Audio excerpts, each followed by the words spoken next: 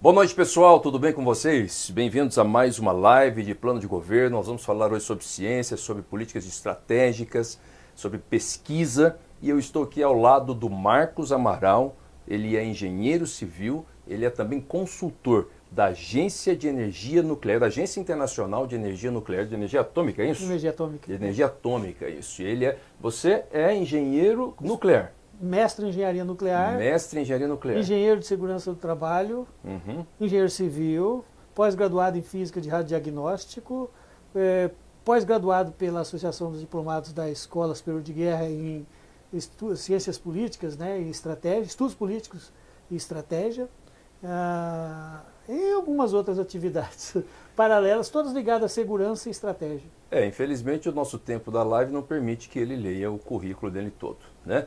Eu tenho certeza que o nosso debate vai ser extremamente interessante. Nós estamos aqui falando sobre a necessidade que nós temos de abrir a nossa mente aqui em Maringá para que a gente alcance novos patamares de desenvolvimento com ideias novas, pensamentos diferentes, certo? Nós podemos ir nessa live, avisa os teus amigos aí, deixa o seu like, coloca o seu comentário também, na medida do possível. A nossa equipe está aqui de produção, vai nos ajudar a ler o seu comentário, a responder a sua pergunta, ok? Eu tenho certeza que você vai sair com muito mais conhecimento do que você chegou aqui. Fica aí, compartilha que nós estamos começando mais uma live de plano de governo. Marcos, primeiro, um grande prazer receber você aqui conosco nessa noite. Você sabe que eu sou um grande admirador seu.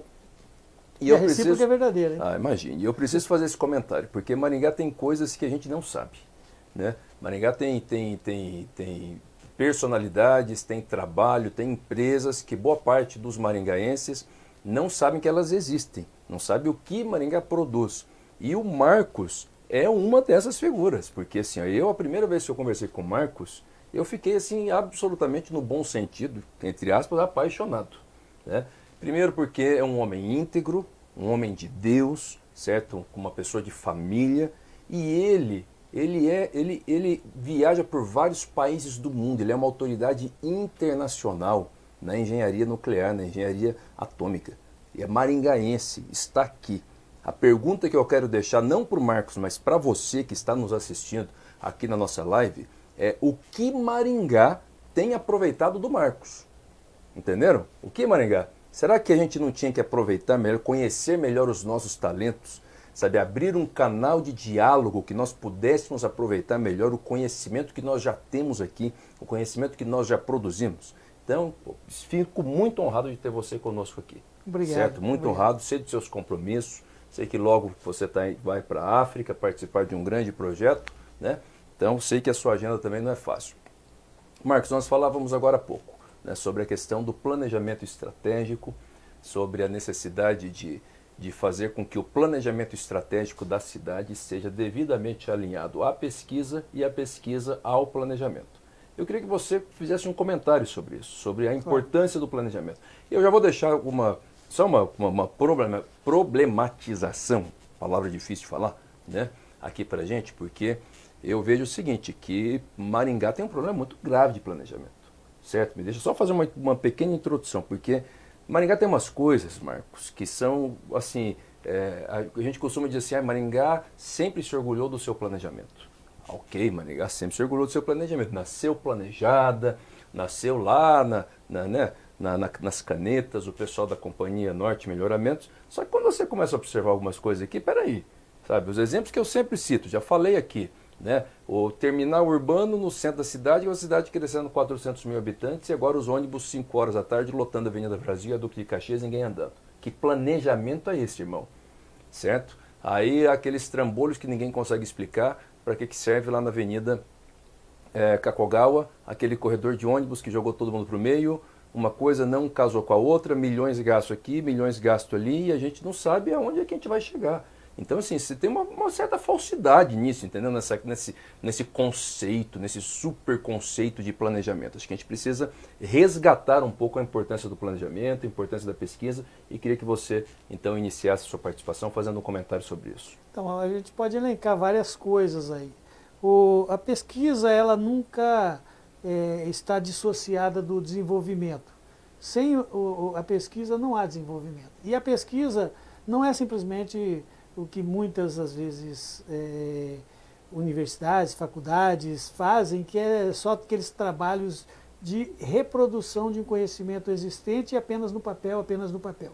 Eu falo da pesquisa aplicada, aquela que é desenvolvida e que logo a seguir vem uma aplicação. Nesse aspecto, a prefeitura pode contribuir muito com a qualidade de vida do cidadão, pegando essas pesquisas e incentivando pesquisas aplicadas. Por exemplo, eu posso citar exemplos, né? Nós trouxemos aqui um simpósio, o primeiro simpósio brasileiro sobre irradiação de alimentos foi produzido aqui em Maringá. E já está gerando interesse em várias cidades do país. E a irradiação, que ano que foi? Isso foi no ano passado, foi em outubro. Né? E essa irradiação de alimentos tem grande virtude, principalmente agora com o Covid. Como é que você consegue assegurar que um alimento que venha de um outro país não vai trazer uma bactéria, um vírus nocivo? Você tem que esterilizar esse alimento. E como é que se esteriliza? Usando a radiação ionizante. Né? Então, é um dos meios. Poderia se utilizar veneno? Pode. E às vezes se utiliza. Utiliza-se ozônio para fazer esterilização também. Mas a radiação ela é bastante penetrante, bastante eficaz. Esse é um exemplo de aplicação diretamente no desenvolvimento. Nós temos, por exemplo, de novo, na área de esterilização, coisas simples, né? Eu fiz até um vídeo tempos atrás sobre a utilização do ultravioleta. Né? O ultravioleta, o mesmo ultravioleta que é utilizado no aquário, ele é uma radiação esterilizante de duas maneiras. Diretamente no ponto mais alto da energia dele, desse ultravioleta, ele ioniza e elimina as bactérias e vírus, fungos existentes no ambiente. E também esse ultravioleta produz ozônio. Né? E o ozônio também é um bactericida fortíssimo. Então, assim, trabalha de duas maneiras. O ultravioleta é excelente e as pessoas esquecem que isso tem disponível. Se utiliza no aquário, se deveria ter nos armários. Mas, cuidado, né? Tudo que é bom por um lado pode trazer problemas do outro. Você ficar tomando muito ultravioleta na pele pode ter consequências para a saúde. Isso é um caso. Outro caso, na área de transporte, nós já conversamos uma vez. Observe, você falou aí transporte, mas a gente tem que pensar simples, né? Por que tantos ônibus? E por que a gente não estabelece um corredor, né, utilizando um veículo leve sobre trilhos, que transporta uma quantidade imensa de pessoas, consome muito menos energia.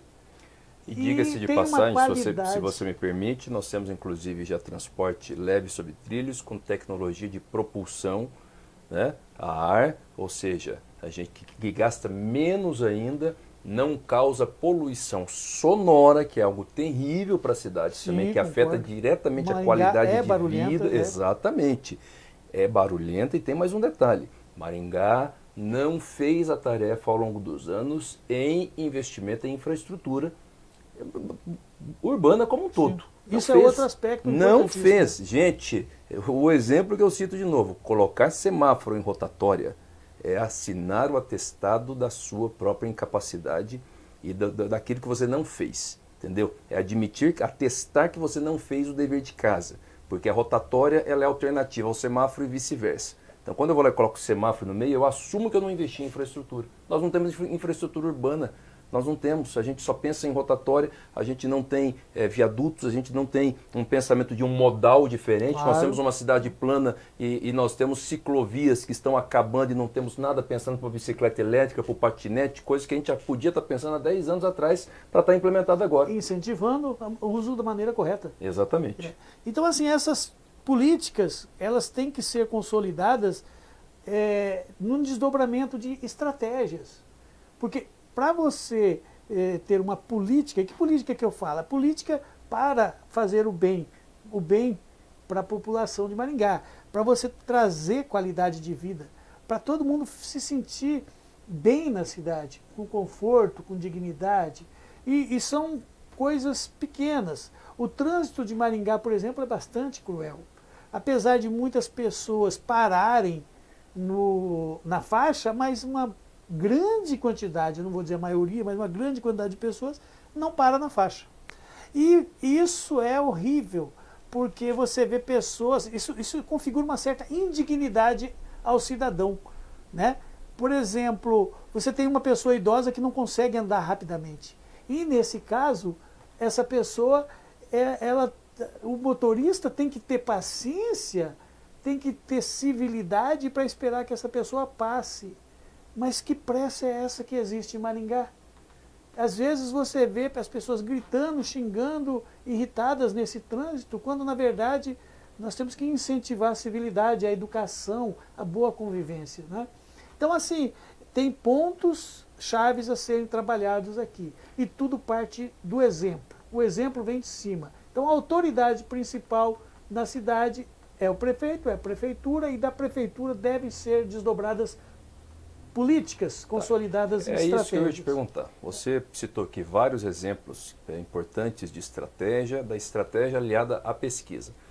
Qual é o papel da prefeitura em relação a esses temas? Como a prefeitura poderia ser assim, um ator principal para iniciar um planejamento estratégico mais eficiente e, sobretudo, a utilização das pesquisas? E quando você fala em pesquisa, a gente fala também em utilizar, por exemplo, as nossas universidades? Seria, a prefeitura poderia fazer parcerias com as universidades? Só um exemplo. Qual que é o papel da prefeitura? Deveria. Vou dar um exemplo para vocês. A quantidade de poluentes existente em Maringá é grande. Ali na área do lago, do Parque Ingá, né, você tem uma concentração de poluentes na hora do rush extremamente elevada, de particulados que estão em suspensão. Então aí tem que haver um estudo para que a população não esteja submetida a essa concentração. Então tem que se pensar em reduzir ali naquela região, ou então ter uma região ali, onde você consiga... O que o Marcos está dizendo é o seguinte, que tem muita poluição naquele local onde foi feita a pista emborrachada, né, que todo mundo vai lá correr na hora do rush. E aí a pessoa eleva a sua pulsação, batimento cardíaco e aumenta a sua respiração, incorporando particulados que vão causar. Que é o mesmo que acontece também lá no estacionamento ali no entorno da Vila Olímpica, né, lá no estádio Willie Davis, onde as pessoas também se concentram, corretamente, claro, para fazer suas atividades físicas, mas também na hora do rush. E é o momento ali que elas mais inspiram, então, partículas. Isso aí vai refletir na saúde daqui 10 anos, 15 anos, 20 anos. Sim. Então, estratégia, se eu entendi, Marcos, seria a gente já estar pensando, já ter pensado nisso. Antecipar essa situação e trabalhar de forma preventiva para evitar o problema. Exatamente, porque aí eu evito um câncer. Uma pessoa com câncer hoje, certo? Uma pessoa com câncer hoje, talvez é a falta de uma política pública de 20 anos atrás. E vai sobrecarregar o sistema de saúde. E então, se o município, por exemplo, poderia ter um setor de pesquisa, de desenvolvimento de pesquisa, pensamento em áreas estratégicas da cidade, para estabelecer parcerias, pesquisar aquilo que vai assegurar qualidade de vida para a nossa população, para evitar que você, que nos assiste, que a sua família, que seu filho, enfim, né, que alguém que você conheça daqui 10 anos, 15 anos, desenvolva um câncer e causa um dano emocional, familiar e também uma pressão sobre a saúde pública. A sociedade é esse todo. Assim, o ar que nós respiramos, né, o ambiente onde nós vivemos, o ruído que existe, que é elevado, então, o trabalho na educação, na cultura, na formação de uma cultura cidadã também, ela tem a ver com essa estratégia.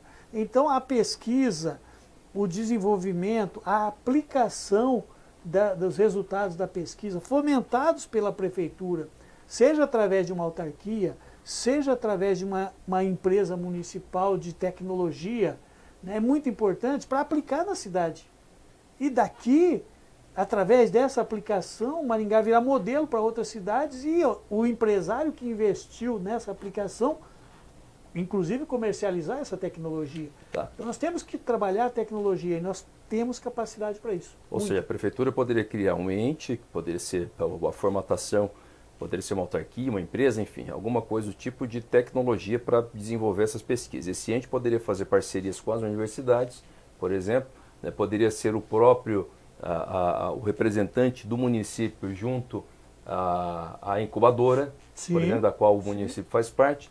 Agora a questão é o seguinte, Eu tenho impressão, posso estar errado, inclusive já peço até antecipadamente desculpa se alguém nos assiste e eu estiver errado aqui na minha posição. Porque a Prefeitura já participa da incubadora, então nós temos uma incubadora tecnológica, nós temos o projeto do Tech Park. Tá.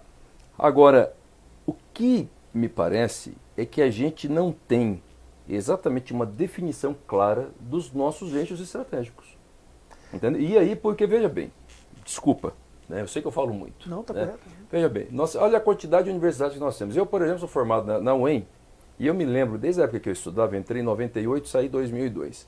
Desde a época que eu estudava, já tinha uma crítica muito forte, com todo respeito à UEM, né, que é uma universidade onde eu estudei e que eu tenho todo o carinho pela instituição. Mas assim, já havia uma crítica muito forte pelo fato de que exatamente a pesquisa desenvolvida pela universidade era muito pouco vinculada às necessidades regionais e da própria cidade. Entendeu? Então, às vezes você tem lá investimento em pesquisa, não vou dizer que não é importante, porque a ciência é importante, mas falta um vínculo com as necessidades, falta a identificação dessas necessidades. Então, nós não precisaríamos aprimorar essa visão do que é estratégico para Maringá? Com certeza. Você citou a Universidade Estadual de Maringá, tem outras universidades, mas veja, Maringá, a universidade, ela parece que esqueceu da ciência. Porque se você observar a produção científica, ela é muito de paper, tem até muita. Mas, no papel, nós não temos aqui um acelerador de elétrons, por exemplo, ou um síncrotron, em Maringá, que pudesse produzir radiofármacos, por exemplo, para tratamento de câncer. Não tem. E produzir também, através da aceleração dos elétrons, desse síncrotron, utilizando o síncrotron, você fazer pesquisa de novas ligas metálicas, novos polímeros, você abre um leque enorme de pesquisa. Os nossos alunos não fazem isso, né? Porque não tem. Você não tem um laboratório aqui que contenha, por exemplo, analisadores multicanais de radiação, não tem. Em termos de laboratórios, muito limitado. Então, se no passado teve alguma proeminência, aparentemente, eu posso estar equivocado, mas aparentemente a ciência e a tecnologia dentro da universidade, elas estão muito fracas, né? E, na realidade, tem um enfoque muito mais nas ciências humanas, aparentemente. Eu acho que a tecnologia desenvolvida pela pesquisa e aplicada na cidade é um grande alavancador da qualidade de vida da população. Eu não vejo isso acontecendo realmente em Maringá do jeito que pode ser. Agora, Marcos, voltando ao que você falou logo no começo, eu falo com certo cuidado para não ferir suas suscetibilidades, mas na realidade eu considero muito fraca. Não, eu entendo você. Inclusive, a gente discute, nós estamos aqui, essa live de plano de governo, e que nós pensamos em fazer uma reestruturação da administração, porque até o modo como a administração pública ela se estrutura, ela atrapalha, na verdade. Essa visão antiga, estanque de administração não funciona. Eu só queria trazer um ponto. Fique à vontade. Um ponto que é o seguinte, tudo bem, a universidade é estadual, mas vem cá, ela está em Maringá. Qual que é a interação interessada do município sobre os resultados da universidade? A universidade está em Maringá. Então tem que trazer um benefício líquido e positivo para a cidade. Então quais são os eixos de atuação que você colocou que a universidade deveria estar dentro de um protocolo de cooperação trabalhando para o desenvolvimento científico para retorno para a cidade? O exemplo disso, a crítica que eu ouvia na minha época de estudante na UEM, no curso de Direito, eu não sei como está hoje o currículo do curso de Direito, né, da universidade, mas, por exemplo, é porque a gente estudava Direito Internacional Público, uma matéria extremamente interessante, não vou dizer que não é importante. Só que a gente, por outro lado, não estudava Direito Agrário, que é algo muito forte na nossa região, entendeu? Ou seja, a gente é distante, né? É a teoria pela teoria. Tá, a gente tem mais coisas para conversar, mas tem perguntas aí? Tem. Tiago Santos pergunta, sou servidor de saúde. O uso da radiação pode ajudar no combate à disseminação do coronavírus? Com certeza. O uso da radiação. Não sei se todo mundo ouviu, né? O Tiago Santos, obrigado pela participação, Tiago. O Tiago está perguntando o seguinte: se o uso da radiação pode ser usado no combate ao coronavírus, é servidor da saúde. Então, primeiro, com o nosso apreço por vocês, certo? Parabéns para todos vocês da saúde que têm desenvolvido um trabalho belíssimo, muitas vezes sem equipamentos de proteção, né? Eu mesmo trabalhei até em ações judiciais para que o município fosse obrigado a fornecer equipamento de proteção para vocês, né? Fica a minha admiração a cada um de vocês, Marcos. A radiação ionizante, ela consegue eliminar o vírus, e depende, obviamente, da dose. E a radiação que atua, ela começa numa que o pessoal pensa que não é ionizante, fala-se até que não é ionizante, que é ultravioleta, porque a maior parte da radiação ultravioleta, ela realmente é não ionizante, mas no finalzinho dela, ela ioniza, quer dizer, ela quebra o átomo, ela tira um elétron, não é que não quebra o átomo, ela não é fissão, ela tira um elétron do átomo e desequilibra ele. Esse átomo faz parte de uma molécula que faz parte de uma célula, ou de um RNA, por exemplo, e assim desabilita o vírus ou elimina uma bactéria. Bom, então, a partir desse aumento da energia, você tem outras radiações X, radiações gama, né? E essas radiações, elas são extremamente eficientes para a eliminação de vírus e bactérias. Uma das maneiras de se utilizar isso é, por exemplo, nas importações, ou que vem de fora, segurança mesmo, você irradiar antes da utilização. A radiação ela é penetrante e tudo que é vivo ali ela elimina. Ô Marcos, agora me fala o seguinte, por exemplo, no caso mais específico desse servidor, de que modo a gente poderia aproveitar essa tecnologia, por exemplo, para garantir a sanitização, se é que essa é a palavra correta, do ambiente onde, né, as pessoas ficam, na saúde. Então, ali se tem aglomeração, às vezes as pessoas, alguém está tossindo, tem vírus, né, no ar, tem algum modo que a gente poderia usar a radiação para garantir que aquele ambiente ficasse um ambiente seguro, livre do vírus, porque isso garantiria mais segurança para o usuário, para a população, mas sobretudo para o servidor? Basta utilizar o mesmo processo que é utilizado num avião, onde você tem um exaustor de alta capacidade de sucção, então ele puxa todo o ar antes, então as partículas em suspensão elas são arrastadas, você ingere o ar, inala o ar, desculpa, você inala o ar aqui, mas as partículas são arrastadas.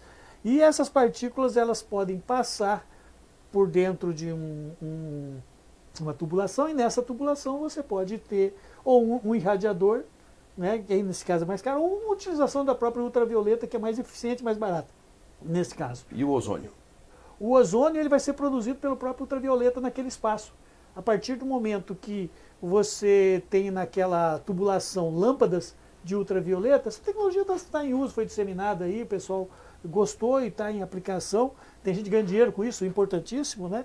E aí essa irradiação por ultravioleta, ela elimina o vírus, né, de duas formas, como eu falei, seja pela interação direta, quebrando as ligações nucleicas do RNA do vírus, né? Esse vírus, coronavírus, é um RNA, ou então fazendo a produção de ozônio, que também vai fazer a eliminação do vírus. Porque inclusive faz parte do nosso programa de governo, Tiago, certo? É que eu não sei explicar para você de forma tão técnica, obviamente, como o nosso cientista, né? Mas que é a aplicação, a utilização permanente de ozônio nos ambientes das unidades básicas de saúde, dos hospitais, como forma de sanitização do ambiente. Tanto nas unidades de saúde, porque nós temos estudos científicos que mostram que é eficiente para que o ambiente fique fique livre do vírus, quanto também dentro dos veículos, certo? O veículo que transporta o doente, dele passar por um processo de sanitização rápida ali, sabe, várias vezes ao dia, né, para garantir segurança, sobretudo para vocês, servidores da saúde. Mais perguntas aí? Tem. Falando sobre a ozonização, né? Tiago Santos pergunta, é possível fazer essa ozonização em lojas e calçadas? É possível. Agora, a questão é que o ozônio, para você fazer essa ozonização, você não vai, obviamente, atingir as pessoas. Você tem que fazer exatamente o que eu falei. Exaurir o ar E aí sim você fazer a ozonização. Porque se você colocar a pessoa diretamente em contato com o ozônio é basicamente o O3, o oxigênio, três átomos de oxigênio juntos. Em vez do O2, que é respirável, né, o ozônio, você, na reação produzida de ionização, a recombinação vai causar o ozônio. E essa ionização é produzida pelo próprio UV no finalzinho da faixa de UV, né, já na parte ionizante dele. Então, e para roupa, equipamento equipamento de proteção? Com certeza. Esses dias eu vi um debate na televisão, o pessoal preocupado com você tem que loja. Por exemplo, vamos pensar em uma coisa prática de cotidiano. O dono da loja, e aí a pessoa que vai lá experimentar, e aí as pessoas ficam com medo, né, de que alguém pode estar contaminado e o vírus fica parado na roupa ali. Entendeu? Aí eu vi até uma recomendação esses dias de que quem tem as lojas deveriam, depois, se o cliente experimenta e não compra, deveria deixar aquela roupa lá uma semana separada para só depois expor novamente. É um negócio absolutamente impraticável, né? Não é possível desenvolver uma tecnologia. Isso entendeu? É interessante, deixa eu fazer um comentário. Eu tenho uma roupa, uma calça que eu gostava muito, eu ganhei de presente na Tchecoslováquia, na República Tcheca, na antiga Tchecoslováquia, desculpe. Isso faz tempo, né? Faz tempo. Não, foi ano passado, é que eu não sei porquê, lembrei da Tchecoslováquia. Mas é a República Tcheca. Rapaz, depois que o cerimonial do Temer, vocês vão se lembrar disso, né? Se foi noticiado, não sei se você se lembra, quando o presidente era o Temer, que o cerimonial colocou na agenda dele, né, que ele teria agenda na União Soviética. Opa! É complicado, né? Mas assim, essa calça eu tenho no meu armário, eu utilizo para esterilizar minhas máscaras, para esterilizar luvas e sapatos, eu utilizo ultravioleta. Eu construí um irradiadorzinho no meu armário. Você que fez? Eu que fiz. Não explode, não?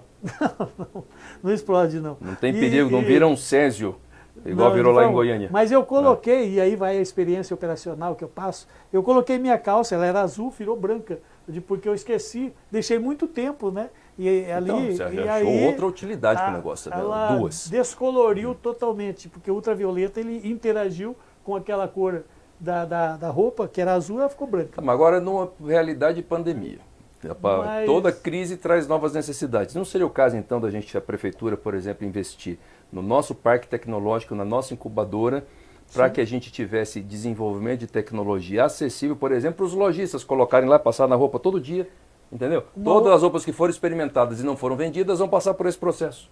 Uma outra coisa que é utilizada para fins de controle bacteriológico, biológico, é o ácido hipocloroso, né? Ele não é hipoclorito, é diferente, é um ácido hipocloroso, é uma água hipoclorosa. Eu fiquei mais tranquilo, né?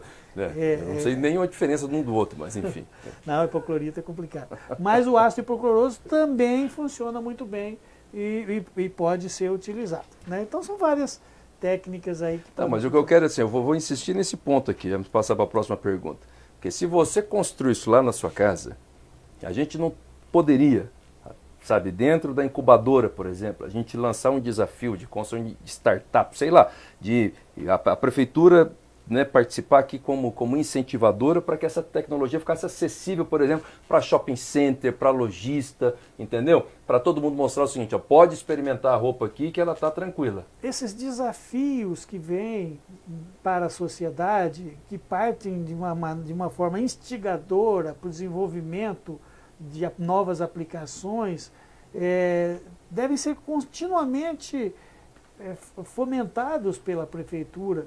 Olha, queremos resolver uma situação tal. Coloca-se a situação que causa um problema e leva-se para as escolas, para as universidades e coloca-se, olha, vocês desenvolvam aí técnicas ou tecnologias, processos que a gente possa utilizar para melhorar esse assunto. Leva-se a aplicação. E aí as pessoas vão trabalhar de uma maneira melhor, utilizando o conhecimento que eles adquirem lá na universidade, ou na escola, técnica ou universidade mesmo, e vão trazer o resultado. E às vezes tem pessoas em fundo de quintal que pensam muito bem. Exato. coisas que estão aplicando coisas assim. Autodidatas, eu acho que a gente tem muito mais que a gente imagina, inclusive. E tem são muito mais soluções. cientistas nas filas nossas aqui, autodidatas, pessoas incríveis que a gente não imagina. A gente tem que levantar essas soluções e aí, beleza, vamos aplicar. Né? Aqui em Maringá saiu uma vez aquele sinaleiro, mas parece que a gente vive do sinaleiro, né? Ou da estévia que foi produzida em Maringá, tem muito mais coisas. Né? Tem muito mais coisas. Essa, inclusive, é a crítica que eu faço desde o começo na questão da pandemia em Maringá, porque nós adotamos como praticamente medida única aí a redução da atividade econômica, o fechamento do comércio, e não tivemos já de início a montagem de um comitê que envolvesse os nossos cientistas, mesmo com a grande quantidade de universidades que nós temos. E não é só por conta do coronavírus em si, certo? Porque eu acredito que dava para fazer um plano de contingência para cada empresa trabalhar com segurança, não estava até aquele fechamento louco que nós tivemos lá em março, minha opinião. Não é só isso, mas, por exemplo, os economistas, para a gente já pensar na economia da cidade, um planejamento estratégico na área econômica, saber quantas pessoas foram demitidas e a gente a planejar uma recolocação, uma requalificação das nossas empresas. Os dados do CAGED, gente, os dados do CAGED. Maringá, no último trimestre, registrou 9.500 pedidos de seguro-desemprego. Nunca tinha chegado a esse número. 9.500 pedidos de seguro-desemprego, significa que foram 9.500 pessoas demitidas. Altíssimo, um recorde histórico. Esse pessoal, em algum momento, vai fazer pressão sobre o sistema público, sobre os serviços públicos. Nós precisamos urgente entender essa realidade e parar de ficar gastando só com coisas superficiais, entendeu? As praças que a gente está reformando e começar a pensar no futuro da nossa cidade. Tem outras coisas, as utilizações de energia, por exemplo, né?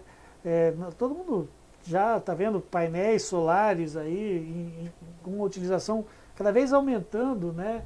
A quantidade de painéis solares instalados. Isso é bom, porque é uma energia que a gente está recebendo, né? Mas eu não vejo a prefeitura atuando nisso daí. Parece que está à parte, deixa só para a concessionária estadual, talvez conversar sobre isso, mas as pessoas poderiam, inclusive, estar ganhando dinheiro produzindo energia, instalando painéis solares. O próprio crédito para aquisição desses painéis que seriam pagos os próprios com a produção de energia, o dinheiro que a pessoa deixaria de pagar para o consumo de energia, iria pagar esse crédito. Então, assim, pensar a cidade de uma forma integrada, né? Quando você atua em alguma coisa, vai ter consequências do outro lado. Sim. Porque a cidade é um sistema. Então, essa integração, essa gerência integrada passa por todas as secretarias, ela é transversal. E isso, então assim, esse gerenciamento integrado do município. Em vez de você ter uma secretaria como um feudo aqui, outro feudo ali, outro feudo ali, não, qual que é o planejamento integrado? Pessoal, presta atenção nisso, não funciona mais essa parada aí. Esquece, gente, muda a cabeça. Esse sistema de organização de administração pública, dessas secretarias que sempre existiam, Secretaria A, Secretaria B, Secretaria C, Fazenda, isso não funciona, porque não tem integração. Aí tem um serviço que fica assim, ó, assistência social vai lá e atua, ela leva até aqui. Aí ela não conclui o que precisava ser concluído, que a partir dali passa a ser responsabilidade da Secretaria de Saúde. Da Educação. Ou da Educação, mas aí eles não querem fazer. Aí a assistência social diz, não, mas agora a gente não pode mais, só veio até aqui. Aí o dinheiro que a assistência social gastou para chegar até aqui fica inútil porque o serviço não é terminado. Não dá mais para trabalhar com essa visão segmentada de administração. Entenderam? O nosso plano de governo revolucionar essa parada. Vai acabar com esse negócio. Porque assim, tem como acabar com secretarias? É isso que quer dizer? Não, não tem como acabar. Mas você tem como criar as coordenações, os eixos. Entendeu? Então todo mundo que está dentro de um determinado eixo tem que ser tem que ter uma coordenação só. A educação junto com a ciência social, junto com a saúde, junto com aquilo. Entendeu? Vamos exemplificar. Você tem a questão da merenda escolar, né? Não tem a questão da merenda escolar das escolas do município? Tem a questão da merenda. Ela atinge quem? Os alunos. Os alunos, secretaria, que está ligada à educação. Né? Exato. Aí você atinge também a assistência social, atinge Exato. também a saúde. Então, E atinge a agricultura. Atinge a agricultura. Porque tem que comprar do produtor local. Então, você tem uma pessoa aqui, outra aqui. Esse comitê interdisciplinar de diferentes secretarias, eles não têm que ir para o secretário ir para o outro secretário, para o outro secretário. Não, eles têm que se conversar diretamente. Exato, exatamente. E o resultado tem que sair em benefício da população. Acabar O com essa... município compra dos produtores, inclusive locais, é obrigado a comprar dos produtores locais, aí a gente tem um investimento em agricultura, em políticas voltadas para a agricultura, que nem sempre leva em consideração a necessidade da merenda. Entenderam ou não? Então, às vezes você pode pegar, por exemplo, o próprio município na área que investe na qualificação aí dos pequenos agricultores e fazer com que eles produzam aquilo que a merenda vai produzir, vai comprar, vai consumir. Num sistema integrado de gerenciamento. Exato. Perguntas aí? O Saulo Almeida fala assim: Rogério, parabéns por buscar sugestões de um técnico altamente qualificado que eu não conhecia. Isso significa ter humildade. Aí o Estevão Luiz Mendonça... Saulo, obrigado. Certo, obrigado. Né, tá aqui, eu agradeço pelo extremamente elogiando o Marcos, mas pode ter certeza que ele é muito mais ainda, viu? Muito mais.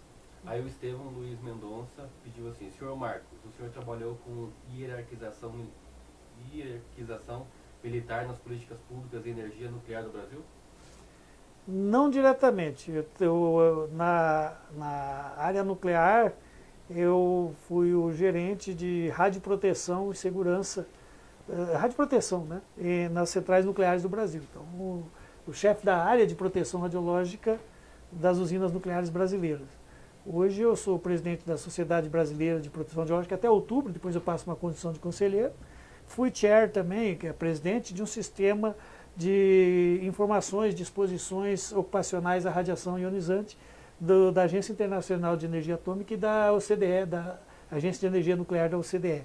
Eu fui eleito pelos diretores das centrais nucleares que fazem parte desse sistema. O OCDE é que o Brasil postula, isso, né, uma vaga eu como participava nesse sistema através da agência, através da ONU, da Agência Internacional. Então, assim, mas sim, tive contato com todo esse aspecto de hierarquização, conheço tranquilamente como se organiza a estrutura de gerenciamento de segurança. E eu posso dizer com tranquilidade, e serve para todas as áreas, a gestão integrada é o próximo passo para todas as gestões de todas as empresas. Obviamente, as empresas de ponta, seja da área nuclear, da área espacial, já têm isso.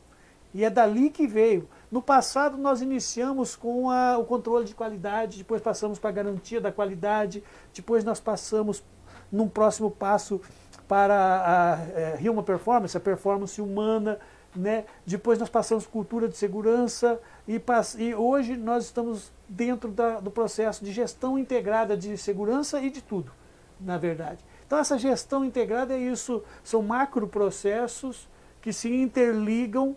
Então você tem aquilo que é chamado de hierarquização nas secretarias, por exemplo, trazendo para o município, você tem um secretário, outro, mas você tem macroprocessos nas quais os servidores e eventualmente até pessoas externas que atuam dentro desses macroprocessos, como a gente fala stakeholders, né, partes interessadas, eles atuam nesses... Quer ver um exemplo de macroprocesso? Os comitês de segurança, os comitês de bacias, comitês de outras coisas, que são macroprocessos. Dentro do município precisamos implementar isso. E, obviamente, as empresas também vão trazer isso. É o próximo passo evolutivo do gerenciamento, da administração. Né? Mais perguntas? Sim. O mesmo Estevão Luiz Mendonça falou assim: e alguns desses militares estão no governo Bolsonaro, né, que foi relatado ali. Se estiverem, o senhor pode ajudar e muito na próxima administração da cidade. Quem Sim, sabe? é verdade, alguns estão. Não, ele pode não, eu espero que ele vá. Né? Eu não posso falar muito, você está me instigando a falar antes da hora. Né? Espera, dia 25 está próximo. Aí surgiu um embate, né? Porque alguns estão fazendo alguns comentários dizendo que como que se vai usar, às vezes, a UEM, né, para fazer para ajudar o município. Como que você vai usar a UEM para ajudar o município? Aí essa Sandra Guimarães falou assim: Dr. Rogério, o que o senhor pretende fazer para usar as universidades e faculdades locais em benefícios de políticas públicas municipais. Tá, ok. Então eu vou pedir para a Sandra. Sandra Guimarães. Sandra Guimarães. Obrigado pela pergunta, Sandra. Eu até comecei um pouco a falar sobre isso. Nós vamos criar as coordenações, as coordenadorias. Então a administração ela vai estabelecer os eixos que nós consideramos como prioritários, até porque nós entendemos que a pandemia ela trouxe novas demandas e nós precisamos agora de um planejamento estratégico para esse momento. A gente precisa passar por ele, entendeu? Para que a nossa cidade não venha para a estagnação. E dentro desses eixos prioritários, nós temos um eixo que é um eixo específico de estratégia e pesquisa. E esse eixo, essa coordenadoria que vai ter pessoas trabalhando, vai ficar responsável por buscar nas nossas universidades a integração, certo, daquilo que já é pesquisado e também a propositura de novos eixos de pesquisa. Vou citar um exemplo, dá licença, Marcos, só para você. Vou citar um exemplo para você, de que é algo que assim, ferve no meu coração, usar uma linguagem mais minha aqui, né? Enfim, de ficar pensando nisso. Nós moramos numa cidade plana, certo? Um dos modais que cresceu muito nos Estados Unidos, agora na pandemia, onde as pessoas não querem andar de forma aglomerada, certo? Foi a bicicleta elétrica. Você quer uma cidade mais perfeita para andar de bicicleta elétrica do que Maringá? Olha que lugar perfeito para a gente ter bicicleta elétrica. Só que a tecnologia da bicicleta elétrica, aliada também à carga tributária, faz com que o preço da bicicleta elétrica no Brasil não seja condizente com a realidade da maioria dos brasileiros. A bicicleta elétrica é muito cara. E nós temos em Maringá 2 cursos de engenharia mecânica. Eu acho que a prefeitura tinha que chamar esses 2 cursos da universidade, entendeu? Da estadual e da universidade privada, e sentar ali e falar o seguinte: nós precisamos de um polo municipal de produção de tecnologia, desenvolver uma tecnologia nossa que seja para produzir a bicicleta elétrica de acordo com um preço que seja compatível com a nossa realidade. Nós não temos condições apenas para criar a infraestrutura para andar de bicicleta elétrica. Nós podemos desenvolver a tecnologia aqui, entenderam? Agora sim, a gente tem que impulsionar.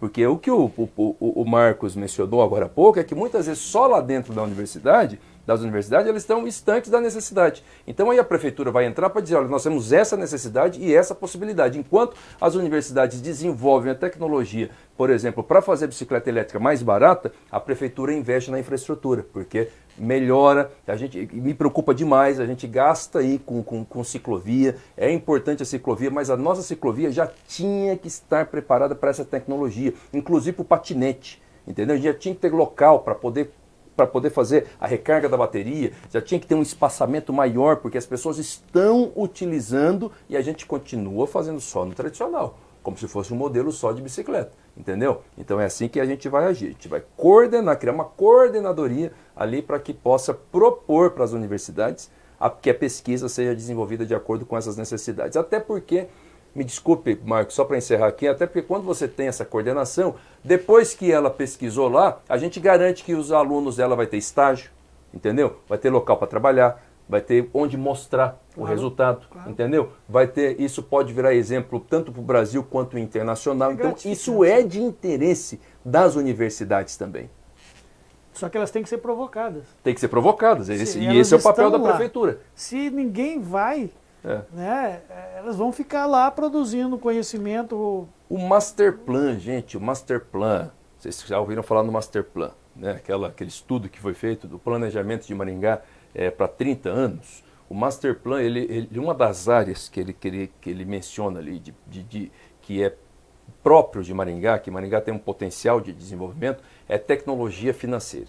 Hoje, uma das tecnologias financeiras, aí, as startups, essas fintechs, né? Fintech, que é a tecnologia financeira, é isso, uma sigla em inglês, né? Enfim, então, olha que coisa interessante, já foi identificado isso, então a gente já tinha que ter um parque tecnológico para isso, está desenvolvendo as nossas fintechs aqui, entendeu? A fintech, por exemplo, se a gente incentiva o desenvolvimento dela aqui, nós podemos criar a possibilidade de ter microcrédito para a população, nós estamos num momento de crise, um microcrédito mais barato e criar a oportunidade do microinvestidor, porque se a pessoa tem lá R$400, certo? Ela não vai lá colocar num fundo, comprar ações e não sei o que. Ela, se deixar no bolso, vai gastar. Investe na fintech como um microinvestidor. Do outro lado, tem alguém ali que precisa de 400 urgentes, senão não vai fazer uma compra para comer. Ele consegue pegar aquele empréstimo lá com a fintech entendeu? Isso é fenomenal, entendeu? Isso pode ser feito aqui, pode ser desenvolvido aqui. A gente não tem que esperar nascer em São Paulo para trazer para cá. Nós temos gente, olha a quantidade de universidades, o que precisa é de coordenação.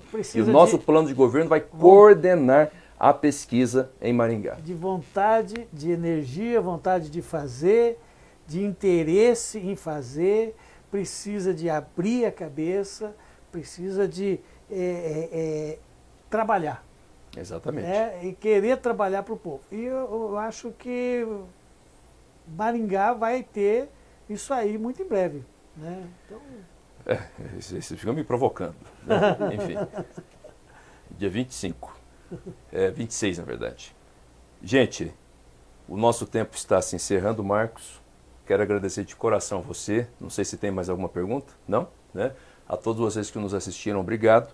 Peço a você que compartilhe essa live. Olha quanto conhecimento tem aqui, certo? Daqui a pouquinho essa live também vai estar no nosso canal, lá no YouTube, certo? Se você nos assiste pelo YouTube, peço que você dê o seu like aí também, certo? Que você se inscreva no nosso canal, que você acione o sininho para quando vir um vídeo novo, você for avisado. Eu já falei que o nosso canal do YouTube ele é um canal eclético. Nós falamos de música, a gente fala de abacate com ovo, a gente fala de plano de governo, a gente fala uma palavra de Deus, a gente fala de tudo, certo? Então você com certeza vai ser enriquecido ficando conosco aqui.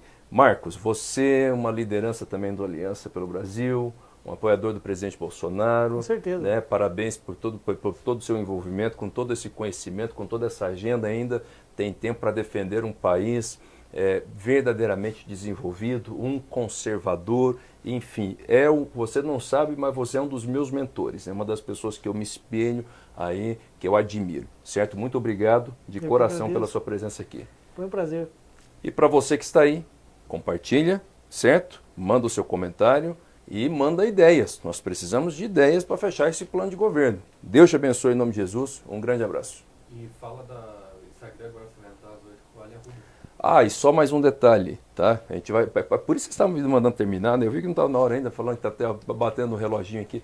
Daqui a pouco, daqui 12 minutos, eu entro em outra live, né, no Instagram, lá com Alia Ruda, um conservador, ele que desenvolveu aquele símbolo daquela chavezinha que, se vocês forem lá no meu Facebook pessoal, ali na minha página pessoal, vocês vão ver aquela chavezinha, tem muito significado. Ele está trabalhando com a Marisa Lobo lá em Curitiba, então assim, vai ser um papo diferente, mas vai ser um papo bem legal. Vocês acompanhem ali no @RogérioCalazans, lá pelo Instagram. Vai ser só o tempo de tomar um golinho de água aqui e correr lá para o Instagram, que fica aqui também. Deus te abençoe em nome de Jesus. Um abraço, boa noite. Boa noite.